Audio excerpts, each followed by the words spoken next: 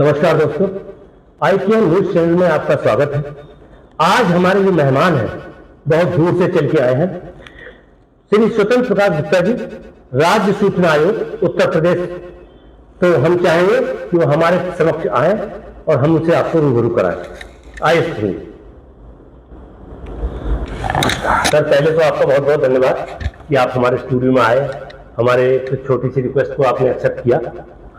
स्वतंत्र जी, सबसे पहले तो मैं आपका ये जानना चाहूंगा कि कितना टाइम हो गया आपको? ये 1 वर्ष।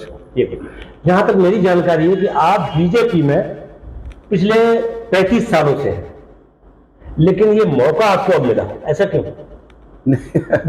बीजेपी क्या अपनी विचारधारा के लिए काम किया और 35 नहीं 40 वर्षों 40 में काम किया, और मौका नहीं, ये तो चयन हुआ है। जी जी। और शायद जो हमारी विधि क्षेत्र में जो सक्रियता है या विधि क्षेत्र में हमारा जो पकड़ है, उसको ध्यान में रखकर चयन समिति ने हमारा चयन किया है। जी। इसमें भाजपा का कोई योगदान नहीं है। तो जैसे अब कितना टाइम हो गया आपको? 1 वर्ष पूरा। 1 वर्ष पूरा हो। ये 1 वर्ष में आपको कैसा लगा, कैसा महसूस हुआ?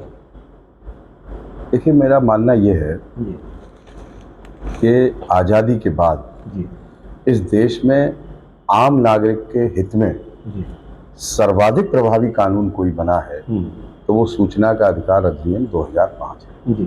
2005 में एक ये क्रांतिकारी अधिनियम आया, और उसके बाद आप इस अधिनियम की रेंज का पता या इस अधिनियम की उपयोगिता का पता ऐसे लगा सकते हैं कि आज एक सामान्य व्यक्ति को, खेत में काम कर रहे कृषि मजदूर को इस अधिनियम द्वारा वह अधिकार प्राप्त है जो संसद में खड़े होकर सांसद को या विधान सभा में खड़े होकर विधायक को, वो भी सवाल पूछ सकता है। तो वो भी 10 रुपए की फीस अदा करके अपना सवाल पूछ सकता है। तो हमें ये अनुभव आया कि लोग प्रदेश में, उत्तर प्रदेश में खूब जागरूक हैं और अपने इर्द गिर्द की घटनाओं को लेकर, अपने इर्द गिर्द हो रहे विकास कार्यों को लेकर या अन्य मामलों को लेकर सक्रियता के साथ सूचना मांगते हैं।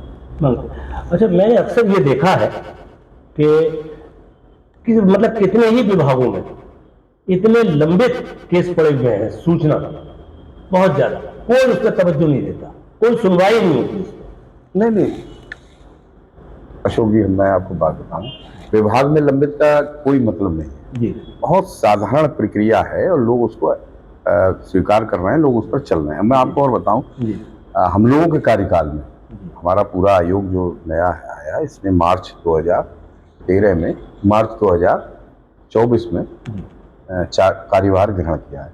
इसके बाद तो हमने उत्तर प्रदेश में सूचना का अधिकार आम आदमी के बहुत ही ईजी अप्रोच में कर दिया है। अब जैसे वो अपना आवेदन, सूचना का आवेदन, जिसको हम धारा 6 उपधारा 1 RTI एक्ट कहते हैं, यानी ये शुरुआत है जहां वो अपनी सूचना संबंधित व्यक्ति से मांगता है, वो भी ऑनलाइन कर सकता है। इसके बाद वो प्रथम अपील भी ऑनलाइन कर सकता है, और सबसे ज्यादा जो होती थी बात कि उसको द्वितीय अपील करने के लिए अथवा शिकायत करने के लिए उसे लखनऊ जाना पड़ता था।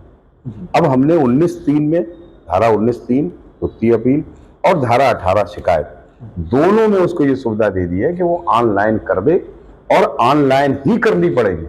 डाक से व्यवस्था बंदी कर दी एक बार। दूसरी बात, ऑनलाइन करने के बाद भी उन लोगों को जाना पड़ेगा आयोग, लखनऊ जाना पड़ेगा। हमने वो उसके लिए भी ये सहूलियत दे दी कि ऑनलाइन के साथ ही वो अपने आवेदन में जो अपील कर रहे हैं अथवा शिकायत कर रहे हैं, उसमें अगर वो ये लिख दें कि हमारे लिए ऑनलाइन विकल्प दे दिया जाए सुनवाई का, तो अब उन्हें लखनऊ जाने की कोई जरूरत नहीं है। उनके पास सुबह ही 10:30 बजे जिस दिन सुनवाई होगी, लिंक आ जाएगा हाईकोर्ट, और होगा बिल्कुल ठीक उसी तरीके से। स्क्रीन पे वो आदमी अपनी बात कह रहा होगा, स्क्रीन पे हमारे साथ जुड़ा होगा। ये क्रांतिकारी परिवर्तन उत्तर प्रदेश ने इस थोड़ा समय और बता दूं, एक ऑनरेबल सुप्रीम कोर्ट ने कैलाश चंद जैन नामक मामले में पूरे देश में ये चाहा था कि समस्त प्रदेश ऑनलाइन कार्रवाई शुरू कर दें। तो हमें ये बताते हुए बड़ा हर्ष की अनुभूति हो रही है कि हमारी टीम ने उत्तर प्रदेश को भारत का पहला ऐसा राज्य बना दिया जहाँ सारा कार्य ऑनलाइन। तो इसमें आदमी को बड़ा सहूलियत है, और यहाँ विभाग के सामने तो उसका लंबित रहने का मतलब ही नहीं। विभाग में तो अशोक जी, मैं थोड़ा बता दूं, सूचना अधिकार अधिनियम लोगों तक पहुंचे कि विभाग में वो सबसे पहले आवेदन करेगा, जो धारा 6 उपधारा 1 में मैंने बताया, उसके साथ 10 रुपए की फीस लगाएगा, चाहे वो पोस्ट ऑर्डर के रूप में हो, चाहे बैंकर चेक के रूप में हो, चाहे ड्राफ्ट के रूप में हो, या विभाग में 10 रुपए कैश देकर रसीद के रूप में।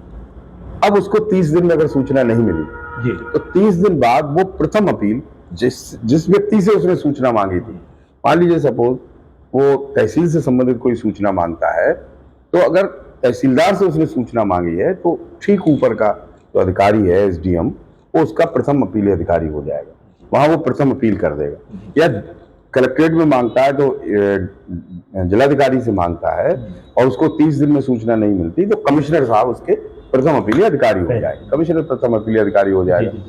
वो भी ऑनलाइन कर दे चाहे डाक से दे, और उसके बाद भी उसको अगर सूचना नहीं मिलती है तो अब उसको सीधे हमारे आयोग के समक्ष आना।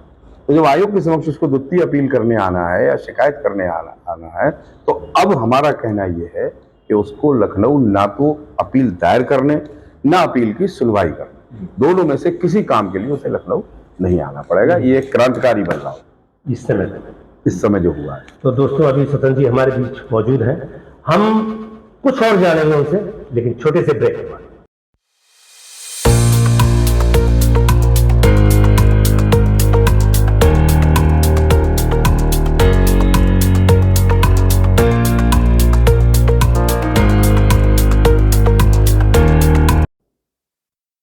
ब्रेक के बाद एक बार फिर आपका स्वागत है।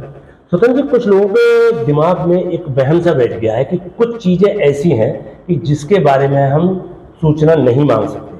तो ऐसे कौन से बिंदु हैं जिसके बारे में हम सूचना नहीं मांग सकते? देखिए, अपना जो अधिनियम है उसमें स्पष्ट लिखा है कि किन बातों की सूचना नहीं मांगी जा सकती। नहीं, जैसे और लोगों को अधिनियम जैसे नहीं पता है, मैं बता रहा हूँ कि सहूलियत के लिए। वैसे तो यह है कि सारी सूचनाएं जो कोई विभाग धारित करता है और वो किसी भी रूप में धारित करता है, वहां तक एक्सेस का, वहां तक पहुंच का जो अधिकार है वो सूचना अधिकार अधिनियम देता है। इस तरह सारी सूचनाएं कोई भी आम आदमी मांग सकता है उन जगहों से जो सरकार द्वारा वित्त पोषित है या सरकार द्वारा संचालित है, जिसको हमने परिभाषित किया है। अब ये आता है कौन सी नहीं मांगी जा सकती, तो उसमें आरटीआई एक्ट में जो धारा 8 है उस कुछ बातों को अविवादित अवस्थाओं में उन्होंने लाया। जैसे मान लीजिए कोई ऐसी सूचना है जो देश की संप्रभुता या अखंडता के लिए जरूरी है, कोई ऐसी सूचना है जो देश की सुरक्षा के लिए जरूरी है, कोई ऐसी सूचना है जो मित्रवत संबंधों के कारण आपको ज्ञात हुई है, इसको फिजिकल रिलेशन या मैत्रिक संबंध कहते हैं, जैसे वकील और मुवक्किल का संबंध, पति पत्नी का संबंध, तो उसके बीच की अगर आप सूचना चाहें तो नहीं मिल सकती। इसी प्रकार कुछ सूचनाएं जो बिल्कुल व्यक्तिगत सूचना है ऐसी, जिसको देने से उस व्यक्ति की सुरक्षा खतरे में पड़ जाएगी, वो सूचना नहीं मिल सकती। ऐसे ही कुछ सूचनाएं ऐसी हैं जो विश्वास पूर्वक किसी ने दी हैं और उसको अगर आप सूचना के उस परिधि में ले आएंगे तो उस व्यक्ति की जान जोखिम में पड़ सकती है। तो वो सारा धारा 8 में लिखा है, वो अपवादित बातों को छोड़कर बाकी सारी सूचनाएं हम प्राप्त कर सकते हैं, आम आदमी उसको प्राप्त कर सकता है, कहीं कोई उसमें बाधा नहीं। अच्छा, किसी के अकाउंट के संबंध में हम कुछ जानकारी ले सकते हैं? हाँ, ये बहुत बढ़िया प्रश्न किया आपने। देखिए, धारा 11, धारा मैं इसलिए बता रहा हूँ, जरूरी है लोगों को पता लगेगा। धारा 11 आरटीआई एक्ट जो है वो थर्ड पार्टी इंफॉर्मेशन की बात कहती है। जैसे आप कोई सूचना मांग रहे हैं किसी विभाग से तो ठीक है, लेकिन उस विभाग से आप सूचना मांग रहे हैं उस कर्मचारी के बारे में, जो उनका कर्मचारी है, तो वो तृतीय पक्ष हो गया। तृतीय पक्ष की सूचना धारा 11 ये कहती है कि सबसे पहले वो जो जिससे सूचना मांगी गई है, जन सूचना अधिकारी, वो तृतीय पक्ष को नोटिस देगा कि आपसे संबंधित सूचना मांगी गई है, कि आप देने में सहमत हैं। अगर वो कहे नहीं साहब हम नहीं देना चाहते, या वो ये कहेगा हम देना चाहते हैं, फिर जो उसका उत्तर होगा तो हम तृतीय पक्ष की सूचना देंगे। अब आपने जो प्रश्न पूछा कि किसी के बैंक अकाउंट, तो बैंक अकाउंट तीसरे पक्ष की सूचना हुई। वो अगर तीसरा पक्ष राजी होगा कि मेरे बैंक अकाउंट बता दीजिए फला को, तो वो दी जा सकती है, अन्यथा नहीं दी जा सकती। और इस पर बड़ा क्लियर लॉ भी आ गया है, तो सुप्रीम कोर्ट ने बहुत स्पष्ट कर दिया है कि आईटीआर की सूचनाएं या बैंक की खाते की सूचनाएं, ये सूचना अधिकार अधिनियम के परिधि में समानता नहीं आती। हाँ, तीसरा पक्ष अगर सहमति दे दे, हाँ मेरा अकाउंट बता दीजिए, तो बताइए। मतलब किसी के बैंक से संबंधित या किसी के अगर विभागीय अकाउंट से संबंधित हम जानकारी नहीं मांग सकते, क्योंकि वो तृतीय पक्षकार से संबंधित, वो तृतीय पक्ष, उसके लिए हम मांगने को नहीं जब तक कि उसकी सहमति ना, उसकी सहमति। अगर वो सहमति दे कि आप मेरा बता दीजिए अकाउंट। जी जी। जैसे मान लीजिए चुनाव आयोग के लिए आदमी नॉमिनेशन करता है तो अपना अकाउंट की खुद सहमति देता है जी। तो इसी तरीके से वो ये कहे कि साहब अशोक जी ने मांगा है और वो चाहते हैं कि मेरे फला अकाउंट में कितनी राशि है, इनको बता दीजिए, बता दे साहब, मुझे तो कोई खतरा है नहीं, तो दे सकते हैं। लेकिन अगर उस व्यक्ति ने मना कर दिया है तो फिर उसको सूचना नहीं। अच्छा, कि किसमें कुछ लिमिटेशन है कि जैसे अगर हमें सूचना ना ही मिले लास्ट टाइम पर तीनों जगह से, तीनों में तीसरा जगह कौन सी हुई? जो आप बता रहे हैं। नहीं सर, समझ लें फिर से आप कि नंबर 1, 30 दिन के अंदर सूचना मिलनी चाहिए। ये आरटीआई एक्ट में सामान्य जो विधि है वो ये है कि 30 दिन के अंदर आपको सूचना मिल जानी चाहिए। अब 30 दिन में अगर आपको सूचना नहीं मिली तो आप पुनः प्रथम अपील करेंगे जी, वो ठीक है। तो प्रथम अपील में भी 30 दिन, जो जिसमें 15 दिन और बढ़ाए जा सकते हैं, 45 दिन तक का समय हो सकता है, वो प्रथम अपील में आपको सूचना मिल जाएगी।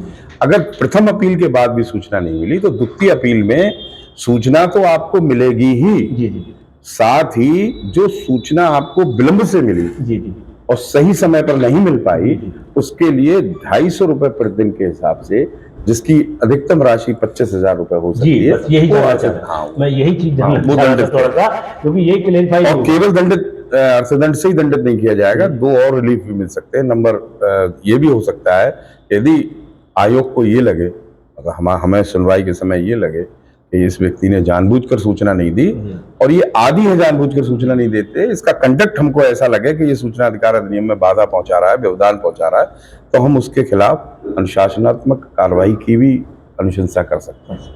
प्लस हम, अगर हमको लगे कि वादी का, यानी जिसने सूचना चाही थी, अपीलार्थी का सूचना समय से न मिलने के कारण नुकसान हुआ है, तो हम उसके को प्रतिकर भी दिलवा सकते हैं। तो ये सब यही जानकारी जो पब्लिक तक पहुंची थी। तो अभी स्वतंत्र जी हमारे बीच है, अभी एक छोटे से ब्रेक के बाद।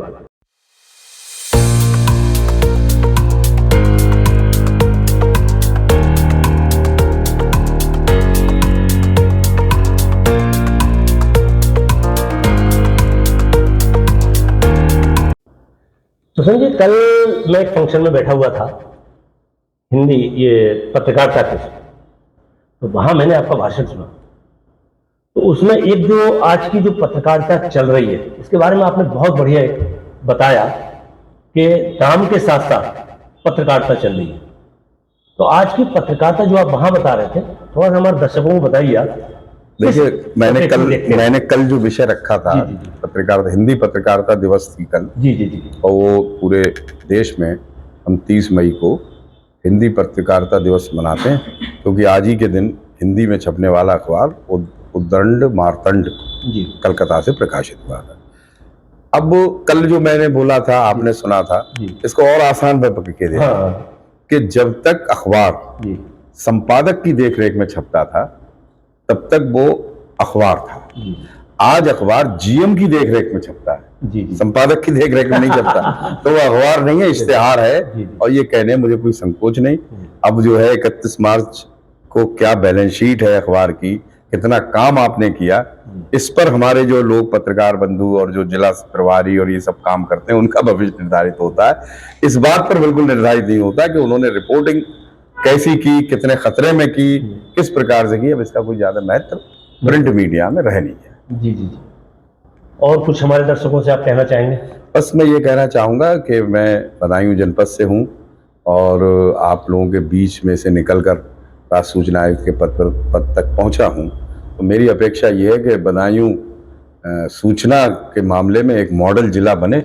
हम लोग अपने इर्द गिर्द होने वाली बातों की जानकारी संबंधित विभागों से लेने की एक आदत बनाएं, एक स्वभाव बनाएं, तभी सूचना का अधिकार अधिनियम का जो उद्देश्य है वो फलीभूत हो पाएगा। क्योंकि एक जानकार नागरिक ही लोकतंत्र को मजबूत कर सकता है। तो जानकार नागरिक बनिए, जागरूक नागरिक बनिए, सूचना अधिकार अधिनियम का लाभ उठाइए। बस यही बात मैं आपके श्रोताओं से, दर्शकों से कहना चाहूँ। स्वतंत्र जी, आपने अपने कीमती समय में से हमें अपना थोड़ा सा समय दिया, इसके लिए हम अपनी पूरी टीम की ओर से आपको बहुत बहुत आभारी हैं। और हम चाहेंगे कि टाइम टू टाइम आपका समय हमें मिलता रहे, जिससे लोगों को जानकारियाँ बढ़ती रहे। दोस्तों, ये थे हमारे स्वतंत्र प्रकाश जी। तो इस प्रोग्राम को देखने के लिए प्रत्येक रविवार को आप देखिए आपकी बात हमारे साथ। इसी के साथ विदा लेते हैं, मिलते हैं फिर नेक्स्ट एपिसोड। नमस्कार, धन्यवाद।